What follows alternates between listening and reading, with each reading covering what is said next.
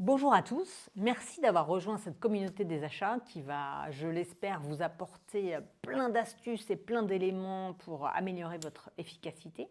Aujourd'hui, le cours, c'est les clés de la fonction achat. Donc ça s'adresse à des acheteurs qui entament leur carrière dans les achats ou qui rejoignent la fonction achat après avoir fait d'autres métiers préalablement. Est-ce que tout le monde est prêt? On y va.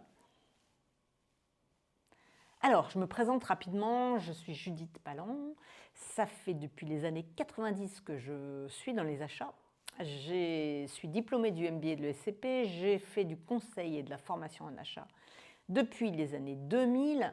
Prof de sport de formation initiale, j'ai eu l'occasion de former dans 15 pays différents les gens chez Veolia, Carrefour, Total et Airbus Corian et de mener bien sûr des tonnes de formations et de conseils en achat.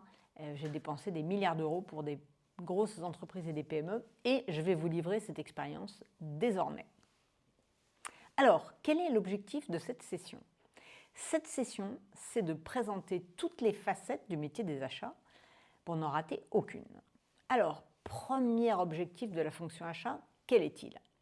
Rappelez-vous, on a en face de nous des clients internes qui ne sont pas forcément, on va dire, rassurés ou ravis d'avoir affaire au service achat, mais on est là, nous, pour proposer 100% de qualité de service, garantir des économies et proposer à nos clients internes une fonction achat qui soit à leur écoute. Donc, premier objectif, garantir et optimiser les besoins de la production ou du hors-production au meilleur ratio qualité-coût-délai, on verra ce ratio plus tard.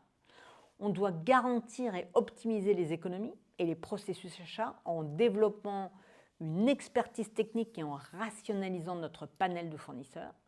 Et ensuite, on doit créer, communiquer, mettre en œuvre une stratégie achat en accord avec la stratégie de l'entreprise. On va se rappeler du processus achat. En quoi est-ce que ça consiste? Je rappelle que la première des étapes, c'est la demande d'achat. Et bien souvent, la demande d'achat, elle ne nous est pas présentée tout au début. Et c'est là qu'il va falloir faire un travail sur le réseau interne pour intégrer les besoins dès la création de la demande d'achat. Alors, en quoi ça consiste? Ça consiste à collecter les données, à faire une analyse fonctionnelle du besoin, essayer de standardiser et de globaliser à l'intérieur de la définition du besoin pour que chacun n'achète pas le truc que j'appellerais un péripépette à poil dur, qui soit à chaque fois quelque chose de très compliqué à trouver. Ensuite, dans les processus achats, souvent, il y a une procédure interne qui consiste à valider la demande. Soit c'est le contrôle de gestion qui dit OK pour dépenser cette somme d'argent, soit c'est le manager N+1 de la personne qui fait la requête qui va dire « je suis d'accord pour qu'on achète ». Et une fois qu'on a fait ces validations internes, alors l'acheteur va se mettre en ordre de marche et va faire ses consultations, RFI, RFQ, on va en parler dans 2 secondes, et ses appels d'offres. Après la phase de consultation, on va donc, pour le faire, identifier les fournisseurs potentiels, analyser les fournisseurs potentiels et on va décider des fournisseurs à consulter. Une fois qu'on a fait cette consultation, arrive la grille de comparaison des offres. On va ensemble valider quel est le fournisseur qui nous a le mieux répondu selon des critères qu'on aura décidés à l'avance. Une fois qu'on a comparé les offres, on va négocier avec les fournisseurs et on va décider ensemble de ce qu'on appelle la shortlist, c'est-à-dire qui sont les fournisseurs qui vont être intégrés à la formation. Ensuite, on va préparer des documents contractuels, une commande ou un contrat avec bien souvent des conditions générales d'achat et des documents types que notre entreprise a déjà préparés. Ensuite, va se dérouler la livraison ou la réalisation d'une prestation intellectuelle. Et ensuite, on va avoir une phase de réception qui va consister à suivre les performances des fournisseurs, éventuellement créer un plan de progrès et enfin, On va avoir une phase de vérification des factures avec des procédures internes avec la comptabilité et on va pouvoir payer son fournisseur. Alors, dans la fonction achat, hormis de suivre ce processus achat parfaitement, on a d'autres missions. La mission, c'est de faire ce qu'on appelle du marketing achat, c'est-à-dire qu'en amont des achats, on doit se fixer des objectifs, par exemple, de se mettre ensemble avec les clients internes pour maximiser l'action des achats parmi les achats, parce qu'on sait que dans cet objectif de moyen et long terme, on va faire en fait notre propre marketing du service achat pour que nos amis clients internes s'adressent volontiers à nous en avance de phase. Ensuite, parfois, il faut bâtir des budgets. Il faut ensuite participer à la définition des produits avec les prescripteurs. Il faut pratiquer la veille technologique et commerciale. Il faut parfaitement connaître son marché fournisseur, c'est-à-dire on va participer à des salons, on va chercher sur Internet, on va vraiment se culturer sur ce qui se passe dans le milieu qui nous intéresse.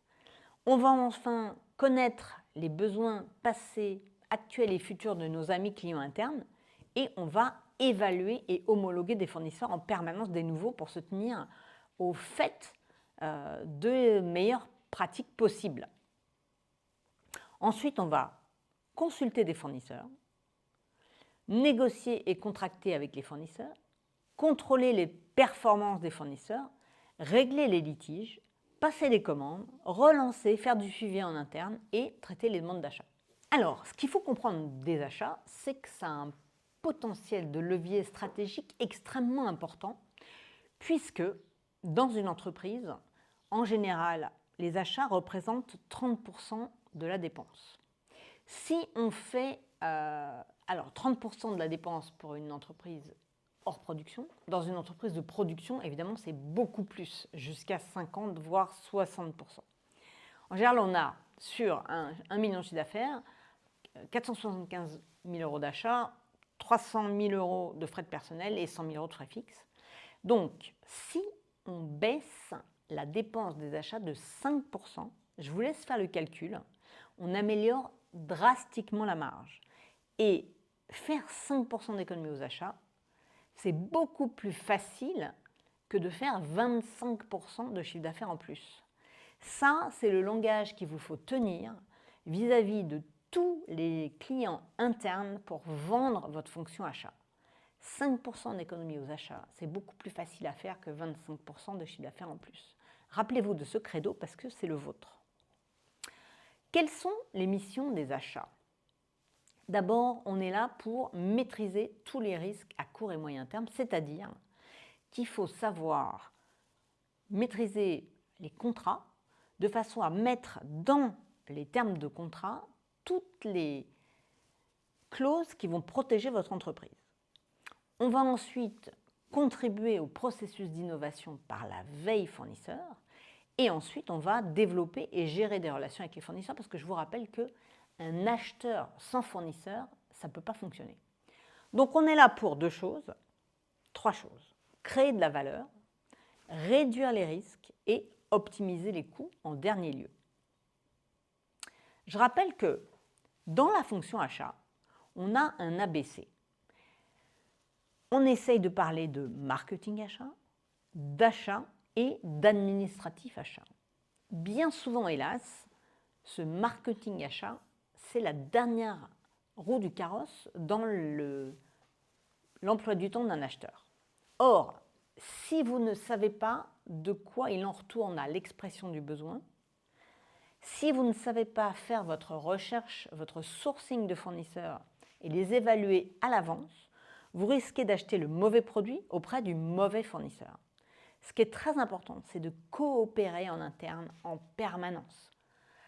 Votre binôme client interne, c'est la clé du succès. Donc, allez à la machine à café, passez du temps dans son service, promenez-vous dans ses couloirs, pas dans les vôtres, pour essayer de savoir qu'est-ce qui va se passer bientôt, qu'est-ce qu'on va acheter bientôt, quels sont les futurs projets et comment vous pouvez vous y insérer à l'avance. Ensuite, évidemment, la partie achat pur. Donc, préparation, rédaction et lancement des appels d'offres, analyse et évaluation des offres, négociation, rédaction des contrats et suivi de la performance fournisseur. Ça, c'est vraiment votre cœur de métier. Enfin, il y a une partie administrative qui consiste à créer les commandes, manager les litiges, suivre les livraisons et participer à l'archivage. Et puis maintenant, on a la chance d'avoir de l'IA pour gérer un petit peu tout ça. On en parlera plus tard.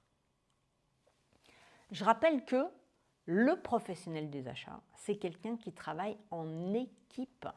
Vous ne pouvez pas faire des achats tout seul dans votre coin et le client interne, lui, n'a pas le droit de s'adresser au fournisseur tout seul dans son coin. C'est un travail d'équipe. Donc, quand est-ce qu'on doit entrer dans le processus achat? Le plus tôt possible. La qualité de l'information que vous allez rassembler va vous permettre d'acheter le meilleur produit au meilleur prix. Donc, il faut avoir votre réseau interne, être dans l'entreprise comme un poisson dans l'eau, passer d'un service à l'autre, être connu de tout le monde. Et votre action clé, c'est vraiment de créer un binôme avec votre partenaire client interne.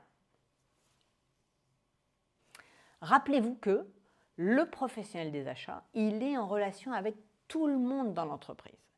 Évidemment, il a son binôme avec l'utilisateur opérationnel numéro 1, mais il est évidemment en relation avec des fournisseurs et des prestataires, mais aussi il est évidemment en contact avec son management, il est évidemment en contact avec l'informatique, parce qu'il a des outils d'achat dont il doit connaître le fonctionnement, il est évidemment en permanence en contact avec le contrôle de gestion qui va lui donner le OK pour passer des commandes. Il est en contact avec le service juridique pour la rédaction des contrats et la validation des clauses.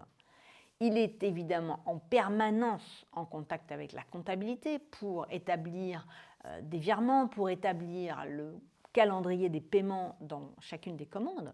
Et puis, évidemment, il est en permanence en connexion avec le service des achats, des services généraux. Pourquoi? Parce que quand on est l'acheteur des achats hors production, son client principal, c'est celui-là. Enfin, il est évidemment en contact avec l'équipe des stocks et de la logistique, de même qu'il est en contact avec les gens des livraisons. Et enfin, il est aussi en contact avec l'équipe HSE pour la partie sécurité. Tous ces acteurs dans l'entreprise sont vos clients internes. Et c'est à vous de centraliser l'information et de faire en sorte que cette information, elle circule. On n'hésite pas, en tant qu'acheteur, à créer ce qu'on appelle un groupe de travail multifonction pour permettre à tous ces gens de communiquer entre eux grâce à votre action des achats. Alors, petit travail d'équipe, le professionnel des achats a un rôle clé dans l'équipe. À votre avis, comment dans votre processus actuel est-ce que ça fonctionne et comment dans le processus que vous souhaitez mettre en place est-ce que ça fonctionnera demain? Je vous laisse y réfléchir et savoir comment dans le futur vous allez intervenir dans le processus achat pour que toutes ces phases de préalable aux achats se passent pour le mieux. Je vous laisse y réfléchir quelques minutes, on reprend.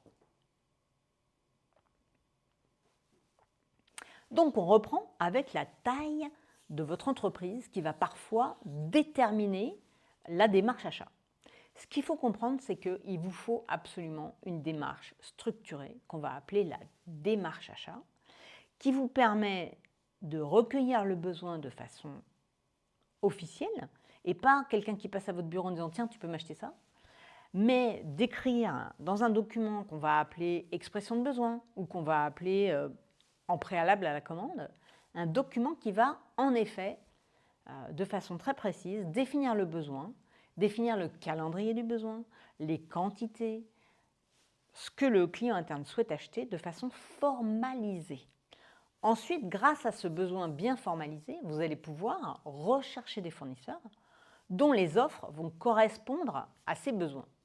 Enfin, vous allez préparer vos documents de consultation et d'analyse des offres. Puis viendra la négociation et la contractualisation. Toutes ces 5 étapes sont les phases chronologiques de la réalisation d'un achat. Alors, point de vocabulaire très important. Qu'est-ce que les achats? Qu'est-ce que les approvisionnements? Je rappelle que vous faites tous des achats sans le savoir. Chacun d'entre nous, à un moment donné, achète des choses à titre personnel et souvent, vous faites de l'approvisionnement. Mais je vous donne un exemple. Dans la vie civile, très concrètement, autour de chez vous, je suis sûre qu'il y a au moins 4 ou 5 boulangeries. Dans ces 4 ou 5 boulangeries, régulièrement, vous allez vous approvisionner avec les produits qui vous font plaisir. Mais avant de choisir cette boulangerie dans laquelle vous allez régulièrement, qu'est-ce que vous avez fait? Vous avez testé les 4 autres boulangeries pour savoir qui fait le meilleur produit, à quel prix et quel est celui qui est le plus proche de chez vous, quel est son avantage concurrentiel, est-ce que là où le vendeur est beaucoup plus souriant, est-ce que les produits sont beaucoup mieux empaquetés? Bref, vous avez décidé en comparant quelle était la meilleure boulangerie autour de chez vous. Eh bien ça, c'est exactement ce qu'on fait quand on fait des achats. On compare. Si vous retenez une seule chose de toutes ces formations, rappelez-vous, acheter, c'est comparer. Qu'est-ce que l'approvisionnement? Une fois qu'on a décidé, voilà, c'est la boulangerie A qui me plaît le mieux, eh bien, je vais régulièrement m'approvisionner dans cette boulangerie. Il n'y a pas d'étude de marché, il n'y a pas de comparaison, on a déjà choisi le fournisseur et on s'approvisionne régulièrement. Les achats, c'est un métier qui est tourné vers le marché des fournisseurs. L'approvisionnement, c'est un marché tourné vers le client final. Faites bien la différence et sachez surtout l'expliquer en interne dans vos entreprises. Encore une fois, les achats, c'est répondre à un besoin exprimé formellement dans un document d'expression de besoin. C'est développer, gérer des relations avec les fournisseurs parce qu'on les a identifiés, on les a choisis, on les garde parce qu'ils remplissent nos critères parfaitement. Et ensuite, on va négocier des conditions d'achat, par exemple des termes de paiement, par exemple des termes de livraison, par exemple des devises, etc. Alors que l'approvisionnement, c'est simplement passer des commandes, déclencher des livraisons, assurer le suivi des commandes et des livraisons. J'espère que c'est plus clair pour vous parce que c'est une notion très importante à défendre en interne. Alors, il y a 3 axes à la performance achat. Il y a évidemment un axe économique, on va contrôler les coûts, on va en faire le suivi et on va utiliser un terme tout à fait français qui s'appelle les savings, qui est en fait votre KPI, deuxième terme tout à fait français, qui va être encore en français un indicateur des économies que vous avez réalisées. Parce que cet indicateur, il faut le suivre précisément. Pourquoi? Parce que c'est votre meilleure publicité en interne. De dire, voilà, j'ai dépensé, j'ai n'importe quoi, 250 000 euros. Sur ces 250 000 euros qu'on m'a demandé d'acheter, j'ai réussi à sauver 12%. Ça, c'est votre meilleure carte de visite. Enfin, il y a l'axe fournisseur. Donc, la sélection et la gestion du panel fournisseur, c'est très, très important parce que, encore une fois, un acheteur sans fournisseur, ça ne fonctionne pas. Et un acheteur avec que des mauvais fournisseurs, c'est terrible.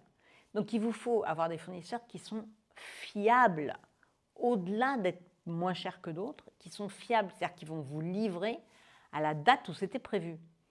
Et enfin, il y a un axe processus, c'est d'avoir une procédure achat, une démarche achat qui soit de qualité et qui vous permette, attention, écoutez bien ce mot, d'être implacable. Pourquoi? Parce qu'un fournisseur peut toujours faire un recours envers votre entreprise et indiquer qu'il n'a pas été traité correctement, qu'il a été traité injustement et que ce n'est pas à lui que devait échapper l'appel d'offres. Il devait le remporter. Donc votre démarche, elle doit être absolument formalisée, absolument archivée, de façon à ce que n'importe quel fournisseur puisse faire un recours et que vous ayez des billes pour lui dire « Et non, ce n'était pas vous le meilleur fournisseur, on en a la preuve ». Alors, évidemment, on attend d'un acheteur qu'il fasse des économies.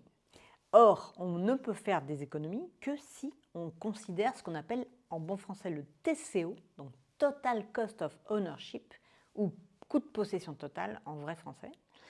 En fait, quand on achète quelque chose, il faut considérer son usage, sa possession, le temps que ça vous a pris de l'acheter etc., etc. Et c'est ce coût complet qui va vous permettre d'évaluer si vous faites des économies ou non.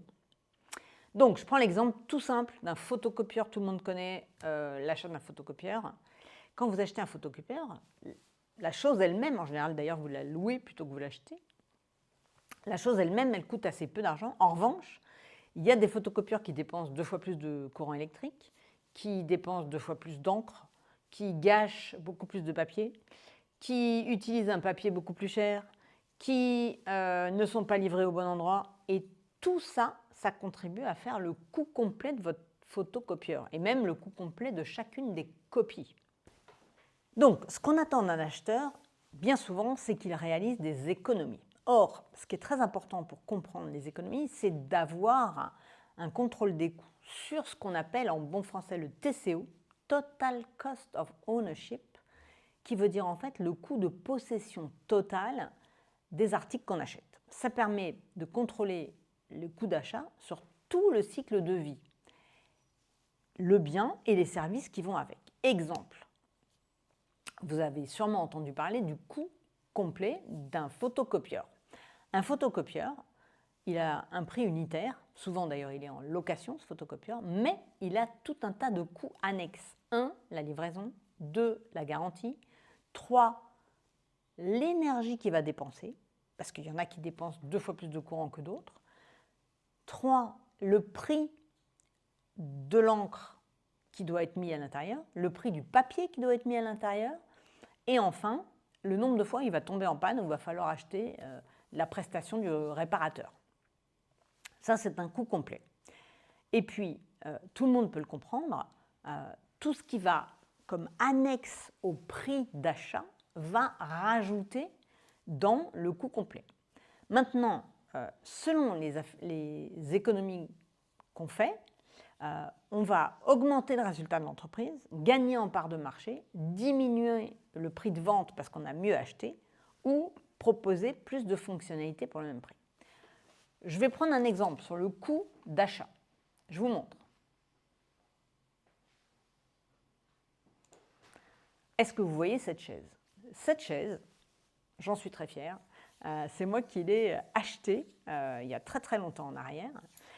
Cette chaise, elle avait un cahier des charges extrêmement complexe pour être sûr qu'aucun enfant n'allait en tomber, qu'elle ne serait pas si difficile que ça à déplacer pour les serveurs dans les restaurants. Et cette chaise, elle a un tel succès que 30 ans après que j'ai quitté Disney, elle est toujours là, ma chaise, et je n'hésite pas à la prendre en photo à chaque fois que je me rends à Disney. Donc, cette chaise, elle m'a pris 9 mois de travail, 9 mois de temps d'acheteur. Évidemment, pas à temps complet, mais facilement plus de 2 à 3 heures par semaine. Donc, c'est très important que vous comptiez le temps que vous allez y passer dans chacun de vos projets pour évaluer le coût complet, en effet.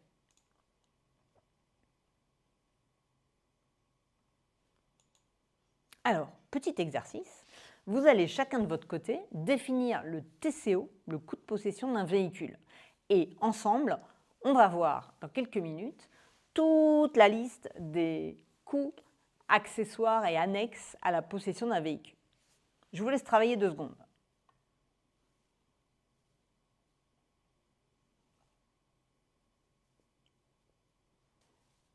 Donc, quand on définit le coût de possession d'un véhicule, on va s'apercevoir qu'il y a au moins 20 items à prendre en compte. Évidemment, le coût de l'assurance, évidemment, le coût du carburant, selon ce que cette voiture consomme, évidemment, le coût du parking où vous allez la garder stockée toute la nuit, évidemment, le coût du stationnement partout où vous allez vous rendre avec votre véhicule, etc., etc. La maintenance, les pièces détachées, etc., etc. Le prix de la carte grise, le prix de la vignette critère. Il y a 20 items différents qui vont rentrer dans le coût de possession total de votre véhicule et donc il faut les lister avant de sélectionner le véhicule en question. Donc le coût global, c'est quoi? C'est de se dire, il y a bien un prix d'achat, si on prend un véhicule, admettons qui va, je dis n'importe quoi, 30 000 €, et ensuite il y a un coût d'acquisition. Combien ça me coûte d'acquérir cette voiture? Donc, est-ce qu'elle doit être livrée? est-ce que je dois aller la chercher? Le temps que ça me prend d'aller la chercher, le temps que ça me prend de négocier avec la concession. Tout ça, c'est du coût d'acquisition. Ensuite, il y a le coût de possession. On vient d'en parler. Donc, 1, il faut l'assurer. 2, il lui faut un parking. 3, il lui faut une vignette critère. Bon. Ensuite, le coût d'utilisation, ça, c'est le carburant. C'est les maintenances au sens révision. C'est changer les essuie-glaces. C'est tout ce qui va vous servir à la garder en forme pour l'utiliser. Ensuite, il y a les coûts de maintenance. Et ces coûts de maintenance, là, il faut y penser parce que vous pouvez avoir des accidents. Et selon que vous achetez une Tesla qui ne se démonte pas du tout ou une Renault où vous pouvez changer chaque morceau qui est un kit, ça ne va pas du tout vous coûter la même chose. Ensuite, le coût de recyclage, parce que maintenant, il est facturé sur chacun des articles que vous achetez. Alors, on va maintenant parler de la gestion du panel fournisseur. Qu'est-ce que c'est que ce mot complexe, panel fournisseur? En fait, un panel, c'est un groupe, tout simplement.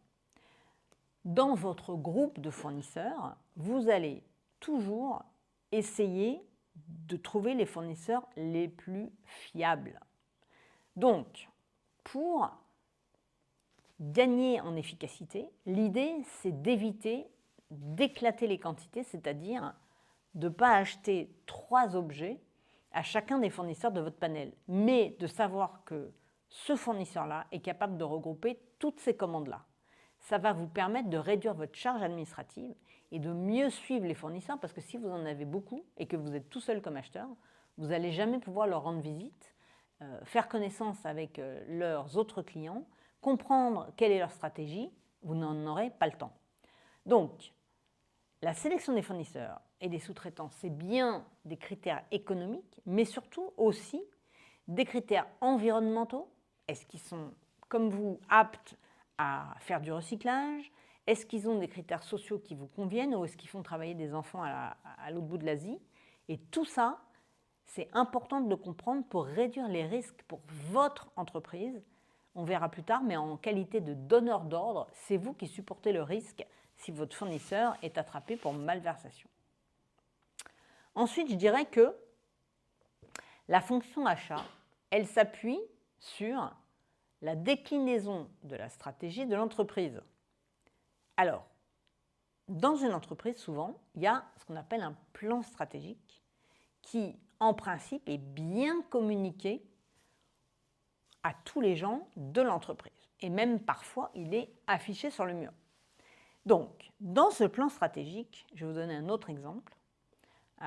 Vous avez, avec la politique achat, à suivre ce plan stratégique. Ensuite, on va faire une déclinaison de cette politique achat par famille d'achat. Et ensuite, on va faire un pilotage opérationnel et on va gérer la relation fournisseur pour que tout ça soit aligné sur le plan stratégique.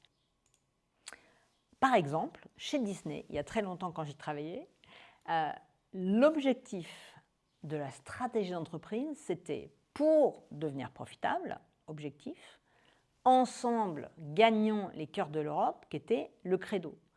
Qu'est-ce qu'on devait faire pour gagner les cœurs de l'Europe en étant aux achats? Par exemple, c'était s'assurer qu'on achète des produits qui vont séduire tous les clients d'Europe, les Allemands, les Écossais, les Espagnols, les Anglais, les Italiens, etc. Donc, quand on est au service achat et qu'on se dit comment je peux gagner les cœurs de l'Europe en améliorant par mon travail le fait que les Européens vont vouloir venir jusqu'à chez Euro Disney à l'époque, eh bien, par exemple, c'est pour la nourriture, de faire des achats de produits de cochonaille, saucisses et compagnie pour séduire les clients allemands qui viendraient passer des séjours à Disney. C'est rester ouvert plus tard pour que, dans les restaurants pour que les clients espagnols puissent se restaurer à l'heure qui leur convient, c'est-à-dire passer 21h, mais aussi ouvrir plus tôt parce que les clients allemands, eux, ils aiment manger à 18h. Donc tout ça, c'est décliné service par service jusqu'au service achat pour ensemble atteindre l'objectif de devenir profitable grâce à avoir gagné les cœurs de l'Europe. Donc, chacun dans votre service achat, vous allez devoir appliquer le plan stratégique de l'entreprise jusqu'à votre propre catégorie d'achat. Alors, 5 étapes ensuite de la démarche achat. Je rappelle qu'on commence par la définition du besoin en se vraiment connectant, en faisant un binôme avec le client interne. Ça veut dire aussi d'aller à la machine à café en avance de phase pour savoir qu'est-ce qu'il va acheter dans les mois qui viennent. Ensuite, on va ensemble rechercher les fournisseurs les plus appropriés. Ensuite, on va consulter et analyser les offres à la suite de la consultation. Ensuite, on va négocier et enfin, on va contractualiser. 5 étapes de la démarche achat. Le besoin, c'est en effet un moment essentiel dans la création d'un achat puisque la bonne définition du besoin va permettre d'acheter le bon article. Alors, travail d'équipe déjà, comment pouvons-nous mieux appréhender le besoin? Quels sont les problèmes qui peuvent apparaître pendant cette phase? Quelles solutions pouvez-vous imaginer? Je vous laisse réfléchir quelques minutes et puis on va enchaîner.